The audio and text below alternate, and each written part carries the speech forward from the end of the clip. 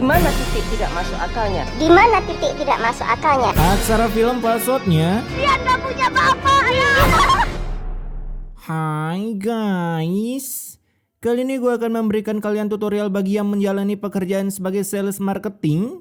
Karena dengan membawa kabur uang penjualan, ternyata kalian bisa jadi kaya raya dalam waktu singkat. Plus pakai baju Shopee. Oke, tanpa berlama-lama lagi, mari kita gaskan. Film dibuka dengan menampilkan titisan Malin Kundang yang pulang memaki-maki maknya karena kalah berjudai akibat tak direstui oleh ibunya beserta doa-doanya. Mana ada orang berjudai minta restu bangke? Di sana si mak tentunya langsung menasihati si babang bernama Harry ini karena judai dilarang agama, tapi dipersilahkan karena situsnya kagak diblokir melainkan malah pemainnya yang ditangkap. Kocak gaming sekali bukan? Bandar judi auto tertawa ngeliat kelakuan kalian Uchiha. Namun Harry yang tak terima diatur karena selain donatur dilarang ngatur, asik. Ibu menyuruh aku untuk bertobat, hah? Ibu macam apa ini? Anjas, ibu macam apa ini? Padahal cuma disuruh tobat doang anjing. Kala itu Harry langsung masuk kamar mengambil dompet emaknya setelah si mak ingin menjadi donatur agar bisa mengatur Harry. Hasil terjadilah perebutan percuanan di luar rumah sampai mendatangkan sang penyelamat bumi yang beroja top up pahala bejibun agar bisa staycation di surga bernama Tono, di mana Tono langsung memberi ceramahnya untuk Harry dengan bilang surga ada di bawah telapak kaki ibu. Terus anak tanpa ibu gimana bang? Sehingga Harry yang kesal mengingat temannya pada tak punya ibu sedari kecil, ia pun langsung ingin menghantam Tono. Meski serangannya berhasil ditangkis karena Tono telah menguasai ilmu bela diri, meski ujung-ujungnya kalau ditantang by one malah bawa kawan sekabupaten, sehingga membuat Harry terkena mental dan akan melanjut berjudai sampai rungkat. Nah, malam harinya Tono rupanya berjualan di depan masjid bersama adiknya yang setelah diceramahi dan akhirnya pensiun bermain PUBG meski di kepalanya masih terngiang-ngiang suara enemy sehat. Kala itu datanglah seorang bapak-bapak yang akhirnya berhasil men-check out dagangan Tono sampai lupa meminta kembalian karena kebelat boker. Hasil saat dikejar ternyata kembaliannya memang buat Tono dan di sana Tono juga diberikan job desk baru oleh bapak ini sebagai marbot baru di masjid. Akibat kebetulan marbot yang lama lagi cuti setelah mukbang seblak level 100 dengan istrinya yang konon mencretnya sampai sekarang tak berhenti-berhenti. Nah, percakapan mereka pun didengar oleh Harry yang baru pulang setelah lost track berjudai, di mana mengetahui Tono bawa uang 100 ribuan hasil sedekahannya. Malah cosplay Super Dede ketika lagi beraksi. Di sana Harry pun langsung mengeluarkan ulti zilongnya sehingga Tono pun kehilangan jejaknya karena rupanya Harry bukan cuma menghayal maling uang 100 ribuan, tapi sampai ke kompek-kompeknya. Buset dah, pantesan aja dikejar. Namun ketika melihat sarung yang ia bawa hasil nyuri dari jemuran orang, bekas orang loh. Malam harinya Eri pun datang menggunakan sarung tersebut untuk kembali cosplay Super Dede ketika lagi beraksi kalau nggak ada kresek. Dengan datang ke rumah orang kaya di kampung karena bermodalkan obeng doang, pintu itu berhasil terunboxing. Sehingga Eri pun langsung melahap satu unit handphone beserta beberapa cuan termasuk satu set mahar perhiasan. Akibat si korban telah mengalami mati suri. Hasil pulangnya si Eri pun langsung gacor parah mengreview hasil penglotingannya di kamar. Meskipun berujung terciduk oleh sang ibu yang langsung termaki-maki oleh kata-kata Harry karena telah berani masuk kamar tanpa mengetuk pintu. Nah, besoknya si korban pun telah diamankan oleh para mama Facebook dengan memberinya motivasi. Kemudian dari kejauhan Mak Harry pun mendengar percakapan itu dan jadi tahu kalau barang-barang yang kemarin direview oleh Harry adalah barang milik seorang minion yang dibeli dari hasil scan KTP berfoya-foya kemudian. Hasil saat pulang ia pun berusaha mengambil tas milik Harry meski berhasil terciduk oleh Harry yang langsung mengancam emaknya kalau ia tak segan-segan akan mempertemukan emaknya dengan bapaknya yang telah wasted sekitar beberapa tahun yang lalu akibat rudalnya tergencetkan. Di sisi lain, terlihat Tono yang memberikan cuan untuk emaknya agar adiknya bisa dibawa berobat ke rumah sakit. Namun kejadian tersebut berhasil dilihat oleh Harry sehingga di perjalanan lagi-lagi Harry pun datang dengan menggunakan sarung tidak pada tempatnya yang sangat membagongkan. Ia pun langsung menghayal maling dompet emak Tono. GG gaming sekali babang ini ngebegal di siang bolong. Lu kalau gak kuat begadang gak usah jadi begal bang. Kala itu emaknya pun datang ke masjid untuk memberi tempe Tono kalau dompet dan uangnya udah dicuri oleh ayam maling berskin sarung berwarna merah Ferrari. Namun untungnya datanglah bapak-bapak ini yang membantu Mak Tono memberinya secercah cuan untuk biaya pengobatan anaknya. Nah, ketika Tono pulang beli seblak, ia pun berhasil melihat Harry yang lagi mengunboxing dompet lalu membuang dompet itu secara cuma-cuma akibat brandnya kagak terkenal. Hasil Tono yang curiga, ia pun mengambil dompet tersebut dan ya. Astagfirullahaladzim. Jadi Harry jambretnya. Ia pun baru tahu kalau Harry selain beban keluarga dan suka berjudol, ia juga menekuni kehidupan sebagai hayam maling. Di sana Tono yang kesal, ia pun langsung nyamperin Harry dan langsung memberinya ceramah dengan cara nge-spamnya tanpa jeda titik spasi apalagi koma. Namun yang namanya begundal tetap saja begundal karena jawaban Harry begitu memBGGST kan? Kamu dengerin ya. Kamu gak usah banyak ngomong. Gak usah ikut campur urusan saya. Lah, itu emaknya anjing, ya jelas ikut campur lah. Yang kemudian pergi akibat tak ada rekaman bukti atas tuduhan Tono. Walaupun ada rekaman bukti juga kagak bakal kuat. Itu yang udah jelas-jelas bersalah aja malah bebas. Acuaks. Sepulangnya ngemaling, kini Harry pun kepikiran untuk pindah lokasi permalingannya ke kampung sebelah akibat Tono udah tahu kegiatan Harry selama ini. Dan di malam harinya Harry pun langsung beraksi menjadi hayam maling lagi masih dengan skin royalnya, bahkan saat hari berganti warna. Aduh. Begal modelan apa yang beraksi di keramaian gini anjing? Buset dah, serame itu seriusan kagak ada yang mau nabrak?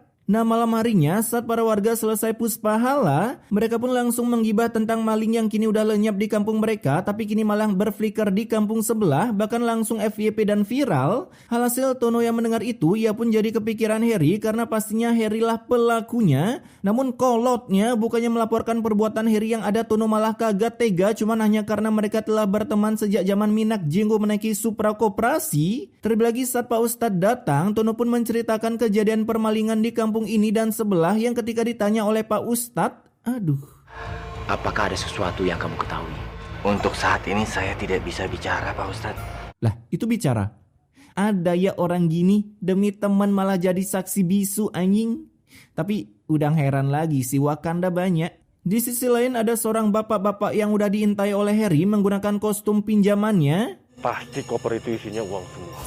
Dimana karena ngiler dengan kopernya, Harry pun langsung beraksi menghayam maling koper tersebut. Sampai terjadilah kejar-kejaran Harry versus para warga yang ingin melakukan baku hantam meski berujung berhasil bersembunyi di belakang pohon. Ayo ke sana tuh. Pak, kejar Pak. Buset dah, mereka tadi lewatin kagak lihat ada orang di belakang pohon. Bener-bener buta map anjing. Kala itu Harry pun berhasil lolos dari kejaran minion yang kagak hafal maps kampung, apalagi aduh, ini nih, kalian harus lihat sendiri dah. Kita cari kemana lagi, Pak? Kita coba cari ke sana, ya. Ayo, Pak. Pengen gue arahin muka mereka satu-satu, cuy. Dan meskipun kecebur got, Harry tetap gacor, jadi ia tak peduli dengan bau yang bisa membuat perut seketika sembelit. Terlebih lagi saat pulang, Sima pun jadi terbagongkan melihat anaknya memiliki skin arang di wajah karena kebetulan got tadi warnanya hitam. Iuh.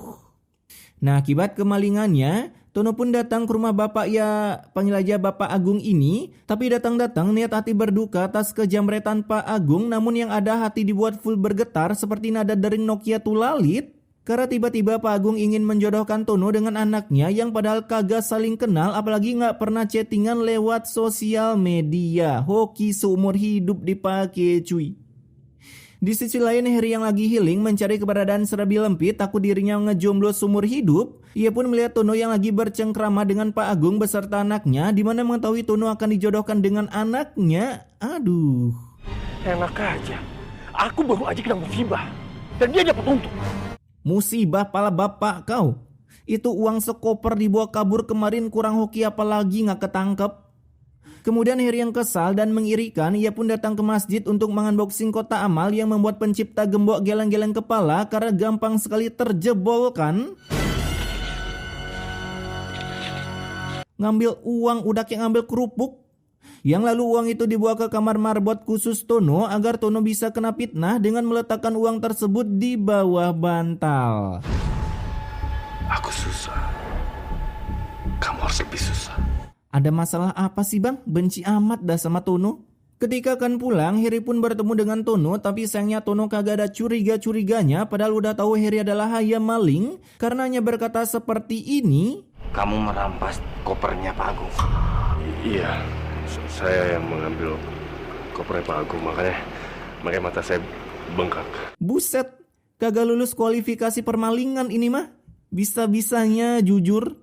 Kala itu Harry pun mengaku kalau ia udah tobat hingga membuat Tono terbagongkan dan malah percaya. Semudah ini memutarbalikan kepercayaan manusia, cuy. Namun beroja senang, Tono pun langsung ke kamar mandi wanita setelah mendengar suara jeritan yang rupanya seorang minion woman udah tepar di kamar mandi begitu saja akibat lantainya licin. Buset dah, ini dibayar mahal pasti cuy. Rela tidur di bawah lantai kamar mandi. Kagak pesing tuh badan. Dari luar Harry pun datang karena Tono udah masuk ke dalam perangkapnya. Alhasil para warga pun datang dan menggerebek Tono sedang berduaan dengan seorang woman mengira Tono sedang melakukan pelepasan rudal di wilayah tempat suci. Terlebih si woman ini hanya bisa berdiam doang mematung sehingga mereka berdua langsung diamankan oleh para warga. Bahkan ketika Pak Ustadz dan Pak Agung datang, Pak, saya itu sudah tahu niat jeleknya dia, Pak. Bahkan dia itu sudah mengambil uang kotak amal. menuduh orang di depan tempat ibadah, auto panen dosa seluruh.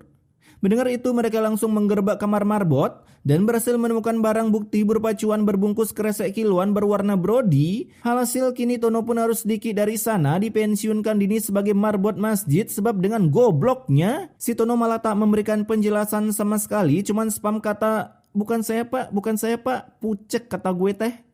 Bukannya jujur anjing. Nah malam harinya kini Super Harry kembali ngejamret mbak-mbak pengendara beat ember ini sampai ia pun menjatuhkan dompetnya sehingga seorang minion yang membantu woman ini pun berhasil menemukan dompet yang terjatuh. Tapi saat dibuka ternyata dompet tersebut milik Tono yang entah babang Harry dapat dompet Tono dari mana. Aja bener tuh orang cuy.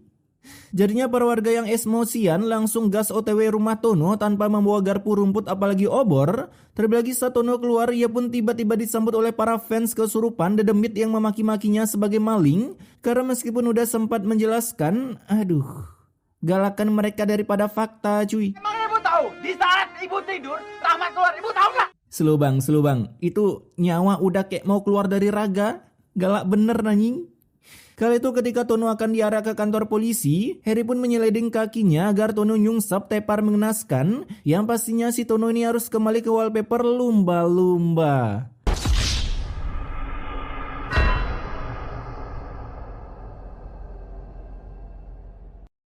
Cuman jatuh di halaman Kebatako doang loh. Darah kagak ada bisa wasted. Itu defense Tono berapa cuy? Keesokan harinya saat jenazah Tono akan OTW pemakaman, datanglah dua minion yang ketika ngomong urat nadinya serasa ingin keluar dari dalam tubuh. Bahkan suara babang ini mungkin cocok duet bersama Gliga dalam bernyanyi menjalankan genre scream dandutnya. Tapi saya atas sama warga di sini tidak mau si Rahmat dimakamkan di kampung ini. Apa kagak putus tuh urat? Si babang kalau udah soal marah-marah totalitas sekali. Alhasil mereka pun harus balik pulang karena para warga pada menolak Tono dikuburkan di sana. Hingga kini jenazahnya harus staycation di rumah dulu sampai Pak Agung pulang. Dengan harapan beliau bisa membujuk para warga. Buset dah, biasanya dimakamin di kampung sebelah. Ini tumben kali kembali ke rumah. Nah ketika Mak Tono bangun dari tidurnya, ia pun melihat hal yang membagongkan. Anjas. Di sana Sima pun langsung menyetop para babang bercahaya ini. Kami akan memakamkan putra ibu dengan layak. Wujud manusia tanpa dosa cuy, disenari lampu Philip. Sehingga ia pun membiarkan mereka mengubur Tono setelah mendengar mereka akan memberikan tempat VVIP untuk Tono. Di sisi lain setelah wastednya Tono, kini Harry pun kembali beraksi menjadi Super Harry untuk memaling cuan-cuan di kota amal. Dan ketika mau pergi ia pun berhasil keciduk oleh seorang minion ini yang bukannya mengejar Harry yang ada, Baik banget sih Harry. Panggil-panggil malah nggak nengok. dengan skin sarung di kepala kayak ninja Hattori. Lu seriusan kagak mikirin itu maling? Setelah masuk akhirnya ia pun baru sadar kalau Harry adalah maling sehingga ia memanggil satu skuadnya untuk mengejar Harry. Dimana seperti biasa Harry selalu bisa membuat para warga buta map sampai akhirnya ia pun bersembunyi di sebuah gubuk buatan bocil Minecraft. Namun beroja full senyum muncullah ulti Kadita, ulti Eudora dan juga angin ribut buatan Bobo Boy Topan yang seketika melanda gubuk tersebut sampai Harry pun akhirnya tergeprek. Nah keesokan harinya dua NPC yang hendak ngebuilder sawah ia pun mengunboxing gubuk yang hancur dan berhasil menemukan Harry dalam keadaan sudah meningsoy duningsoy. Kala itu jenazahnya pun langsung ditransfer pulang dalam keadaan sudah terlapisi kain batik perjanjian Kalijati yang tentunya membuat Emak Heri auto bagong melihat kondisi anaknya. Apalagi para warga juga ikutan siksakso ketika tahu cerita dari Emak Heri kalau anaknya selama ini adalah maling yang sudah menzolimi Tono, sampai-sampai mereka pun ogah mengubur Heri dan berniat silaturahmi ke makam Tono meski sudah tak bisa pinjam dulu 100. Namun untungnya datanglah Pak Ustadz yang meluruskan otak-otak para barudak NPC Los Santos ini, sehingga besoknya akhirnya Heri dimakamkan tanpa adegan dimandikan apalagi OTW ke pemakaman. Iya Pak, pusaranya Rahmat indah sekali Pak.